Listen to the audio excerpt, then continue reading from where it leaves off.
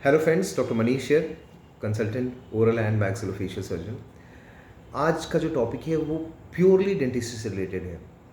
हालांकि हम लोग 50% मेरे पास जो केसेस आते हैं, मैं अपनी बात कर सकता हूँ, वो प्योरली सर्जिकल होते हैं, बट 50% केसेस ऐसे होते हैं जो डेंटल बैकग्राउंड के होते हैं, वो किसी डेंटिस्ट ने रेफ़र किया होता है, या जो लोग जानते हैं कि मैक्सिलोफेशियल सर्जन भी डेंटल ट्रीटमेंट करते हैं, तो वो लोग हमारे पास आते हैं। तो आज का जो टॉपिक है वो प्योरली डेंटिस्ट्री से रिलेटेड है। और बहुत सारे लोग मतलब ये मन में उनके सवाल आता होगा कि मैं खुद कैसे जानूं कि जैसे आप किसी डेंटिस्ट के पास गए और उन्होंने ये बात बोली आपसे कि आपको ये दांत निकलवाना है या बचवाना है या वट एवर फीलिंग कराना है, कुछ भी कराना है, तो आपको ये खुद कैसे पता चले कि क्या वो सही बोल रहे हैं, गलत बोल रहे हैं। हमारे बैक ऑफ द माइंड में ये बात शायद होती है कि क्या पता सही बोल रहे हैं, नहीं बोल रहे हैं। कई बार हम लोग क्रॉस चेक करने के लिए किसी और से भी बोलते हैं, और क्या पता पहला वाला सही बोल रहा हो, दूसरा वाला आपको मिसलीड कर रहा हो। This is very much possible. बहुत बार मेरे साथ तो ऐसा हो चुका है। That is a different story. मैं खैर किसी और दिन बात करेंगे, ये टॉपिक आपके बहुत काम का नहीं। तो आपको खुद कैसे पता चले कि जो मेरे साथ आप कब जाते हैं, आपको कुछ ना कुछ प्रॉब्लम तो होती है, मोस्टली ठंडा गर्म लगना, दर्द होना, या कुछ भी प्रॉब्लम होती है तभी आप डेंटिस्ट के पास जाते हैं, ऐसे तो जाते नहीं। तो आपका जो सिम्टम है, जो आपसे कह रहा है, जिस प्रॉब्लम को लेके आप गए डॉक्टर के पास, उस प्रॉब्लम से ही कैसे पता चल जाए कि आपका ट्रीटमेंट मोर और लेस ऐसा होना चाहिए कुछ, या आपका जो ट्रीटमेंट डेंटिस्ट ऑफर कर रहा है क्या वो बेस्ट है, क्या वो बेस्ट एंड कॉस्ट इफेक्टिव है, क्या उससे भी अच्छा कोई सोल्यूशन हो सकता है। आपको ये खुद आइडिया कैसे हो, ये वीडियो उसके बारे में होने वाला है। देखिए, जो प्राइमरी सिम्टम मोस्टली जो सबसे पहले लोग जाते हैं, specially in tier 1 tier 2 cities, जो बड़े शहर जहाँ पे होते हैं, हमारे पास तो ऐसे लोग कम आते हैं खैर। तो बड़े शहरों में जो समझदार लोग होते हैं, जिनको फाइनेंशियल इशू कुछ नहीं होता है, वो लोग मोस्टली मैंने देखा जब उनको अचानक से ठंडा गर्म लगता है या तेज़ झंझनाहट जैसा कुछ होता है, तो डेंटिस्ट के पास काफ़ी लोग जाते हैं, और काफ़ी लोग आजकल मार्केटिंग गुरुज के पास भी जाते हैं, यानी कि पेस्ट लेते हैं, ओवर द काउंटर OTC। तो खैर उसका एक अलग स्टोरी है, उससे क्या नुकसान होता है खैर।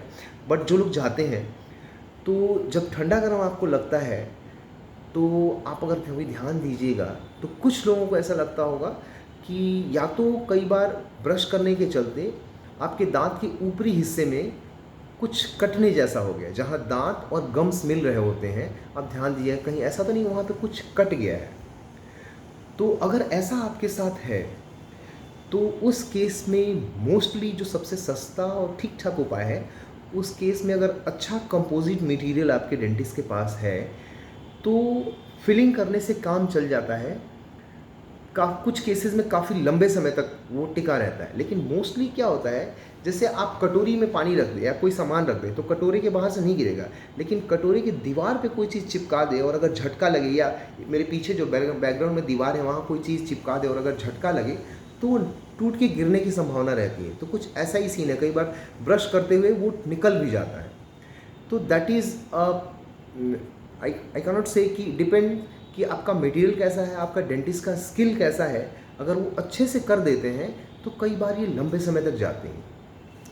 और कई बार वो गड्ढा अगर बड़ा हो और आपको लगता है कि शायद आपका डेंटिस्ट बहुत अच्छा स्किल नहीं कर पाएगा, तो मेरे हिसाब से स्पेशली आप अगर रूरल एरिया में रहते हो, तो अगर अच्छी क्वालिटी का कंपोजिट नहीं इस्तेमाल कर रहे हैं, जो फिलिंग मटेरियल है उसकी बात कर रहा हूँ, उसको कंपोजिट बोलते हैं, तो उस केस में आप सीधे कैपिंग करवा लो। जिरकोनिया का अच्छा क्राउन आता है या PFM क्राउन आता है, वो भी आप करवा सकते हो। वो थोड़ा एक्सपेंसिव पड़ेगा, लेकिन एक बात तय है कि वो बहुत लंबे समय तक आपको सोल्यूशन देगा, मे बी 10, 15, 20 ईयर्स तक। तो उस सिनेरियो से अगर देखें, तो ये वाला सिस्टम दूसरा वाला जो है, वो शुरू में तो थोड़ा लगता है कि हाँ उसको दांत को काटा जाएगा, but in a long run आपको ज़्यादा अच्छा रिजल्ट देता है।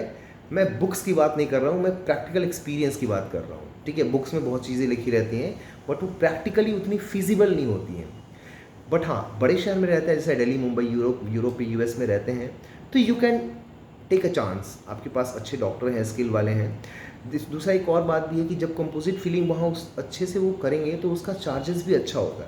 रूरल एरिया में अगर आप चार्जेस पे नहीं कर पाते हैं, अच्छे डॉक्टर अगर हैं भी बहुत कम गिनती के, तो अगर आपको उतने चार्जेस पे नहीं कर पाते हैं, तो इट्स बेटर कि आप उस पर क्राउन लगवा लें सीधे, पहली चीज़। दूसरा, कई बार जब कनकनाहट होती है तो आप ध्यान दिया होगा आपने कि आपके दांत के ऊपर वाले हिस्से में कुछ गड्ढा जैसा है या कुछ ब्लैक जैसा है आपको, या कुछ ब्लैक जैसा अंदर से झांकता हुआ दिख रहा है, उसको ह्यू बोलते हैं।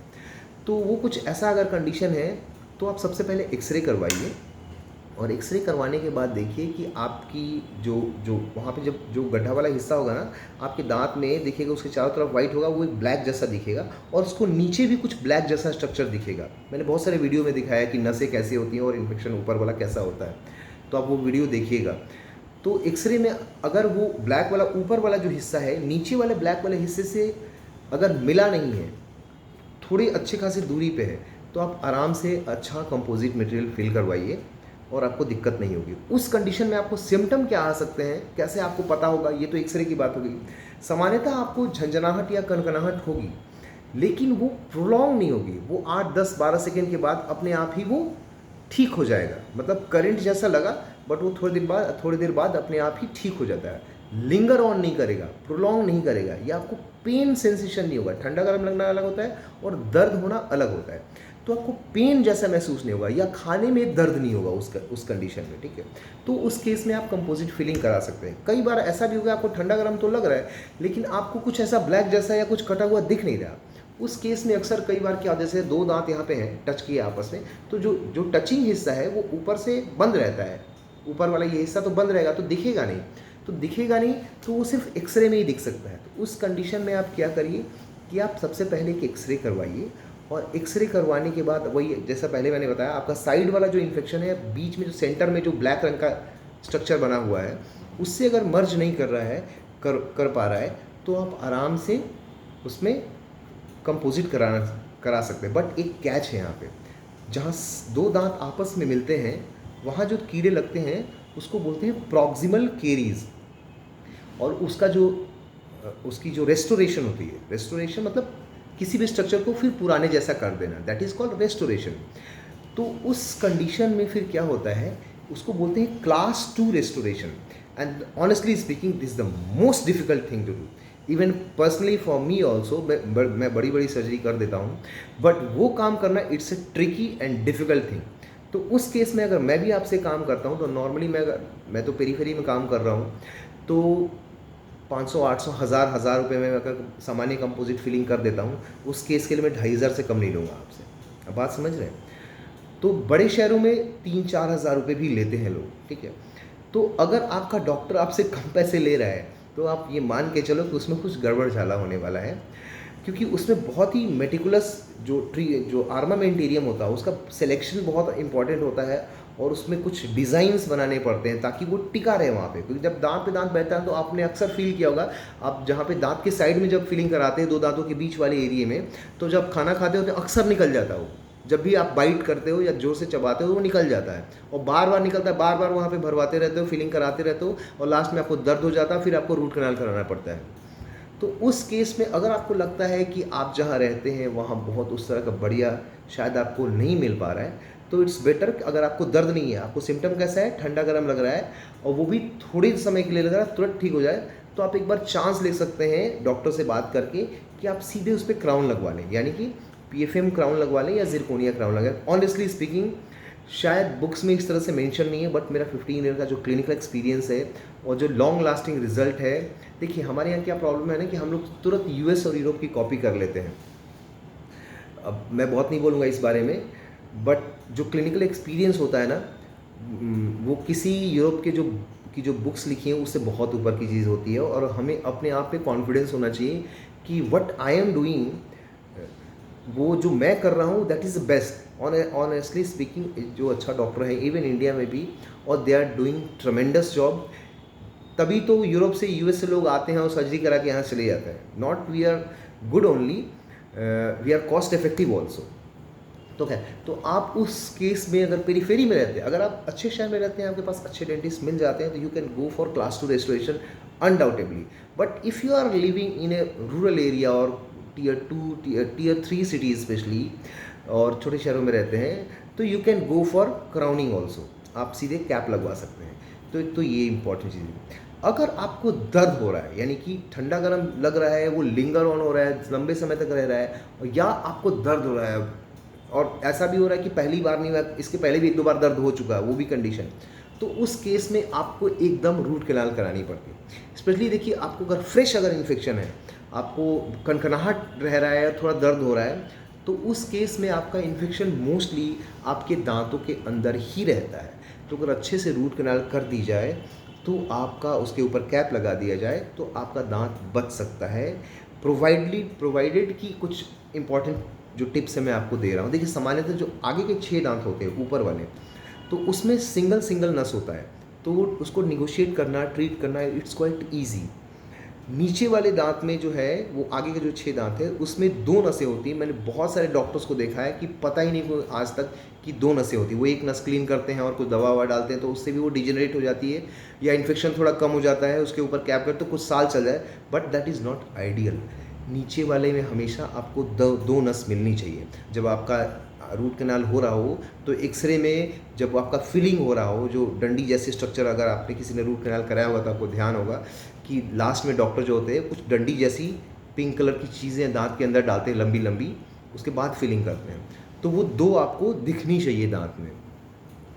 तो अगर स्पेशली पीछे वाले अगर दांत होते हैं ऊपर या नीचे, वो थोड़ा और कॉम्प्लेक्स होते हैं। कई बार उनकी जड़ें टेढ़ी होती हैं, और एक जड़ में 1 से 2-3 नसें भी होती है, कई बार 6-6 नसें मैंने खुद ढूंढी हैं। तो वो उसके अलावा कई बार क्या होता है कि जब ठंडा गर्म बहुत दिन से लग रहा है, पेशेंट एवॉइड कर रहा होता है, उसको दिखा नहीं रहा होता है डॉक्टर, जब एक्सट्रीम केस होता है, एक्सट्रीम पेन होता है, तब जा रहा होता है। स्पेशली रूरल एरिया में हमारे यहाँ बहुत होता है ऐसा कि लोग हिलते नहीं हैं। हम भोजपुरी में एक कहावत कहते हैं, पता नहीं आप लोग भोजपुरी कितना समझ पा देंगे, कि माथा फूट जाए तो जुट जाए। मतलब अगर सर फूट जाएगा तो वो जुड़ जाएगा खुद से ही, बट माथा फूट जाए तो जुट जाए, लेकिन नमरी नोट टूटी तो ना जुटी। दैट मीन्स कि अगर 100 का पत्ता अगर टूट जाए तो वो दोबारा जुड़ नहीं सकता, सर तो फिर भी जुड़ सकता है। तो हमारे यहाँ तो मोस्टली लोग लिंगर ऑन बहुत लेट आते हैं करके, तो उस केसेस में थोड़ा डिफ़िकल्ट हो जाता है ट्रीट करना, स्पेशली जब 3-4 बार प्रीवियस एपिसोड रह रहा है वो दर्द का, या दांत टूट गया है, तो क्या होता है, नीचे जड़ों के नीचे घाव बन जाता है। तो वो कई बार सिर्फ रूट कैनाल करने से नहीं ठीक हो पाता, उसको सर्जरी करके जड़ के नीचे एक छोटी सी सर्जरी करते हैं हम लोग, उसके बाद वहाँ ठीक हो पाता है। वहाँ बोन ग्राफ्ट डालते हैं और कुछ और भी मटेरियल्स डालते हैं, आर्टिफिशियल हड्डी डालते हैं, उसके बाद वो चीज़ ठीक हो सकती है। But it is really very tricky, और बहुत कम जो डेंटिस्ट होते हैं वो ये कर पाते हैं। इस केस के लिए आपको स्पेशली मैक्सिलोफेशियल सर्जन चाहिए होगा। सर्जिकल वाले की बात कर रहा हूँ। रूट कैनाल बहुत सारे डेंटिस्ट बहुत अच्छा करते हैं, आप बिल्कुल करा सकते हैं, इफ़ यू फील ही और शी इज़ एक्सपीरियंस्ड इनफ, तो वो करवा सकते। बट सर्जरी जहाँ तक बात हुई, जो हड्डी के नीचे घाव हो जाता है और उसको काट के निकालना पड़ता है, दैट इज़ प्रिसाइजली जो है वो अच्छा मैक्सिलोफेशियल सर्जन ही कर सकता है, डेंटिस्ट नहीं कर पाएंगे, जहाँ तक मेरा एक्सपीरियंस है। कुछ करते भी हैं, ऐसा नहीं कि बिल्कुल नहीं करते, ये बहुत बड़ी सर्जरी होती है, छोटी मोटी सर्जरी होती है, बट जो सर्जन होता है वो सर्जन होता है और उसको बहुत वास्ट एक्सपीरियंस होता है। डेंटिस्ट सामान्यतः नहीं कर पाते हैं ये चीज़, बहुत 100 में से 1-2 डेंटिस्ट कर पाते हैं। तो उस केस में आपको कई बार डेंटिस्ट बोल सकते हैं कि आप दांत निकलवाएं, या आपको लगता है कि हाँ मेरा केस ज़्यादा ख़राब है, तो आप दांत निकलवा के या तो उस जगह पे फिक्स दांत लगवा सकते हैं, जहाँ पे दांत निकलता है उसके आगे और पीछे दांत को काटना पड़ता है उस केस में फिक्स दांत लगाने के लिए। या सबसे बेस्ट सॉल्यूशन क्या है, उसके लिए फिर आपको अच्छा डेंटिस्ट चाहिए या मैक्सिलोफेशियल सर्जन चाहिए मोस्ट ऑफ केसेस में, या आप इम्प्लांट लगवा सकते हैं। इम्प्लांट में क्या होता है, एक छोटा सा स्क्रू होता है जहाँ पे दांत निकला है, उसी दिन वहाँ पे लगा सकते हैं विथ बोन ग्राफ्ट, आर्टिफिशियल हड्डी डालने के बाद, या फिर आप कुछ दिन डिले करके 2 महीने बाद आएँ, उस वहाँ पे जहाँ पे दांत निकला वहाँ पे सिंगल स्क्रू डाल के उसके ऊपर एक दांत लगाया जा सकता है। उस केस में आपको आगे और पीछे के वाले दांत जो हैं वो नहीं कटवाने पड़ेंगे। तो ये कुछ मतलब दांतों में दर्द से रिलेटेड अभी मैंने डिस्कस किया। 14-15 मिनट का वीडियो हो चुका है, एक्चुअली बहुत लंबा हो जाएगा फिर वीडियो।